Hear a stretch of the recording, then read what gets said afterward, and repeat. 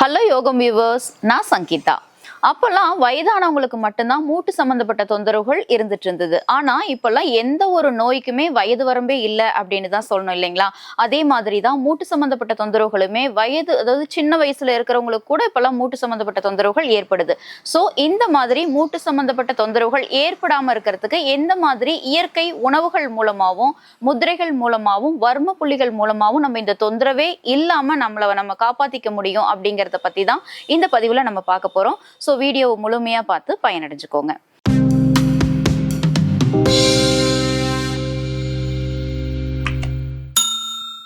மூட்டு வலி எதனால ஏற்படுது, அதுக்கு என்ன முக்கியமான காரணங்கள் அப்படிங்கிறத பத்தி ஃபர்ஸ்ட் பார்த்துடலாம். மூட்டு வலி ஏற்படுறதுக்கு மெயினான காரணம் ஃபர்ஸ்ட் வயது மூப்பும் ஒரு காரணம். அதாவது ரொம்ப வயதாயிடுச்சு அப்படிங்கிறதும் ஒரு காரணம். அது மட்டும் இல்லாம சின்ன வயசுல இருக்கிறவங்களுக்கு ஏற்படுறதுக்கு காரணம் என்ன அப்படின்னா, ரொம்ப அதிகமான உடல் எடையில இருப்பாங்க. இதனால இவங்களுக்கு என்ன ஆயிடும் அப்படின்னா, அந்த மூட்டுல இருக்கக்கூடிய கார்டிலேஜ் அப்படிங்கிறது அழுக ஆரம்பிச்சிடும். அப்புறம் இப்போ இருக்க அவசர காலகட்டத்துல ஊட்டச்சத்து அதிகம் உள்ள உணவுகளை எடுத்துக்காம ரொம்ப ஊட்டச்சத்து கம்மியா இருக்க உணவுகளை எடுத்துப்பாங்க. கால்சியம் அப்படிங்கறத எடுத்துக்காம, அதாவது கால்சியம் சம்பந்தப்பட்ட உணவுகள் ரொம்பவே எடுத்துக்காம ரொம்ப குறைவா எடுத்துட்டு இருப்பாங்களா இருக்கும். அல்லது வயது ரொம்ப அதிகமாயிடுச்சு, அதனாலயும் மூட்டு சம்பந்தப்பட்ட தொந்தரவுகள் ஏற்படும். இந்த மாதிரி காரணங்கள் எல்லாமே மூட்டு தேய்மானம் ஏற்பட்டு வலி ஏற்படுறதுக்கு ரொம்ப அதிகமான காரணங்களா இருக்கும்.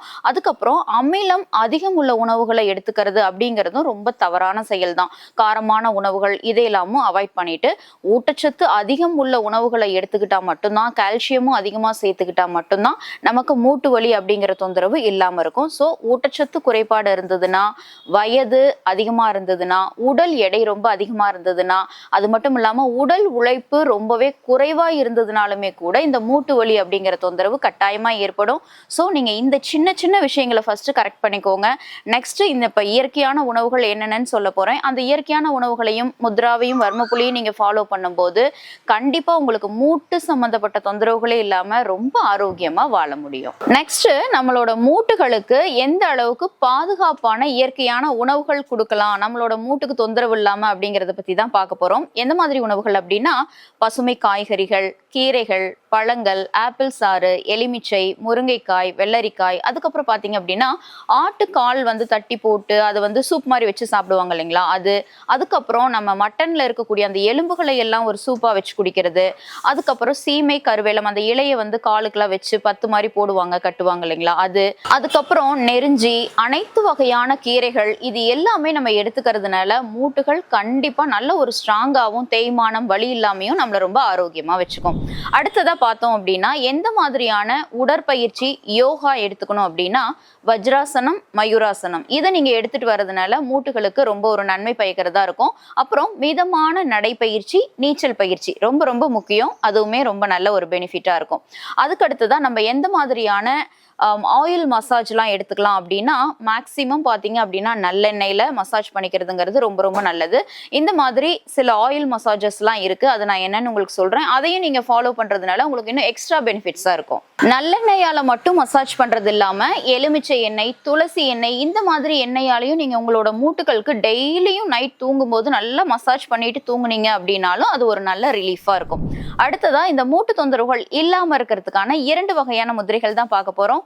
ஒன்று வாயு முதிரை, இன்னொன்று பிருத்வி முதிரை. வாயு முதிரை நம்ம எப்படி எடுத்துக்கணும் அப்படின்னா, நம்மளோட ஆள்காட்டி விரல் இருக்கு இல்லைங்களா, அதை மடக்கி உள்ளங்கையில படுற மாதிரி வச்சுட்டு அதுக்கு மேல நம்மளோட கட்டை விரலை வச்சு லைட்டா மட்டும் அழுத்திட்டு இந்த 3 விரல்களும் ஸ்டாண்டிங்ல இருக்கணும். ஆஸ் யூஷுவல் உள்ளங்கை வானம் பார்த்து இருக்கணும், முதுகுத்தண்டு நேரா இருக்கணும், மனசும் மைண்டும் ரொம்ப ரிலாக்ஸ்டா இருக்கணும். இந்த முதிரையை நீங்க 10 to 15 minutes அல்லது 15 to 30 minutes கூட நீங்க எடுத்துக்கலாம்.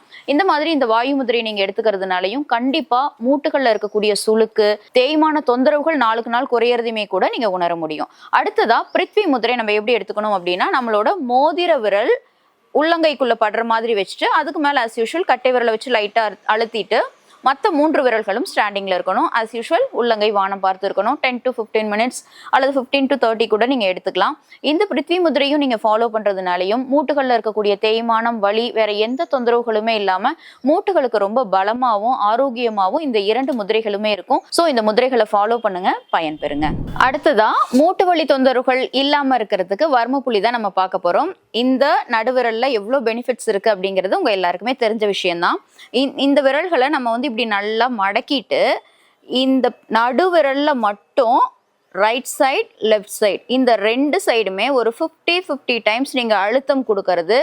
அதாவது உங்களுக்கு லெஃப்ட் காலில் பிரச்சனை இருக்குது அப்படின்னா, லெஃப்ட் மூட்டில் தொந்தரவுனா இந்த 2 பாயிண்ட்டையும் நீங்கள் மார்க் பண்ணிட்டு ஒரு 50 டைம் நீங்கள் அழுத்தம் கொடுக்கலாம். அதே மாதிரி ரைட் லெக்கில் மூட்டில் உங்களுக்கு பிரச்சனை இருக்குது அப்படின்னா, கை விரல்களை இப்படி மடக்கிட்டு இந்த சைடு ஒரு 50 டைம் அழுத்தம், இந்த சைடு ஒரு 50 டைம் அழுத்தம். இந்த மாதிரி கொடுக்கறதுனால மூட்டுகளில் இருக்கக்கூடிய வறட்சி, வலி, ரொம்ப அதிகமாக ஒரு ப்ரெஷராக இருக்கிற மாதிரி ஃபீல் பண்ணுறீங்க அப்படின்னாலும் அதுக்கு எல்லாமே ஒரு நல்ல ரிலீஃபாக இந்த வர்ம புள்ளி இருக்கும். அடுத்ததாக மூலிகை சம்மந்தமாக எந்த மாதிரியான ட்ரிங்க்ஸ் எடுத்துக்கலாம், எந்த மாதிரியான மசாஜஸ் பண்ணிக்கலாம் அப்படின்னா, நல்ல சுத்தமான நல்லெண்ணெயில் சுக்கு, வெந்தயம், பூண்டு இதை ஆட் பண்ணிட்டு நல்லா கொதிக்க வச்சு ஆற வச்சுட்டு அந்த எண்ணெயை நீங்கள் டெய்லியுமே மூட்டுகளுக்கு தேய்ச்சிட்டு வந்தீங்க அப்படின்னா தேய்மானம் குறைய ஆரம்பிக்கும், வலியும் குறைய ஆரம்பிக்கும், வறட்சியும் இல்லாமல் இருக்கும். அதே மாதிரியே காலையில் உணவுகளாக கொஞ்சம் எந்த மாதிரி ட்ரிங்க்ஸ் எடுத்துக்கலாம் அப்படின்னா, வெந்நீர் ப்ளஸ் எலுமிச்சை சாறு எடுத்துக்கிறது ரொம்பவே நல்லது. அதே மாதிரியே நைட்டு தூங்குறதுக்கு முன்னாடி கருவேப்பிலை சாறு எடுத்துக்கிட்டீங்க அப்படின்னாலும் மூட்டுகளுக்கு நல்ல பலமாக உங்களுக்கு நல்ல ஆரோக்கியத்தை கொடுக்கும். என்ன யோகம் வியூவர்ஸ், மூட்டு சம்மந்தப்பட்ட தொந்தரவுகளுக்கு இயற்கையான உணவு வழிமுறைகள், வர்மா பாயிண்ட்ஸ், முத்ராலாம் எப்படி எடுத்துக்கலாம் அப்படிங்கிற இந்த பதிவு கண்டிப்பாக உங்களுக்கு பிடிச்சிருக்கும், பயனுள்ளதாக இருக்கும்னு நினைக்கிறேன். இந்த பதிவு உங்களுக்கு பிடிச்சிருந்ததுன்னா லைக் பண்ணுங்கள்.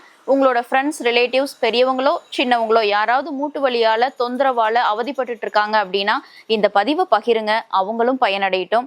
அதே மாதிரியே இப்போ தான் நம்மளோட யோகம் சேனலை ஃபர்ஸ்ட் டைம் பார்த்துட்டு இருக்கீங்க அப்படின்னா ஞாபகமாக சப்ஸ்கிரைப் பண்ணிவிட்டு பெல் ஐக்கானை கிளிக் பண்ணிவிட்டு ஆல் அப்படிங்கிற ஆப்ஷனையும் டச் பண்ணிக்கோங்க. இதே மாதிரி நிறைய ஹெல்த் சம்மந்தப்பட்ட வீடியோஸ் ஆகட்டும், டிப்ஸ் ஆகட்டும், சொல்யூஷன் ஆகட்டும் நிறைய நான் சொல்லியிருக்கேன். அதெல்லாம் நீங்கள் பார்க்கணும் அப்படின்னா இந்த பாக்ஸை கிளிக் பண்ணி பார்த்துக்கலாம். அதே மாதிரியே நம்ம யோகம் சேனலில் மற்றவங்களோட வீடியோஸ் எல்லாம் நீங்கள் பார்க்கணும் அப்படின்னா இந்த பாக்ஸை கிளிக் பண்ணி பார்த்துக்கலாம். இதே மாதிரியே சிம்பிளான சூப்பரான ஒரு ஹெல்த் டிப்போட உங்கள் எல்லாரையும் நான் சந்திக்கிறேன். வணக்கம்.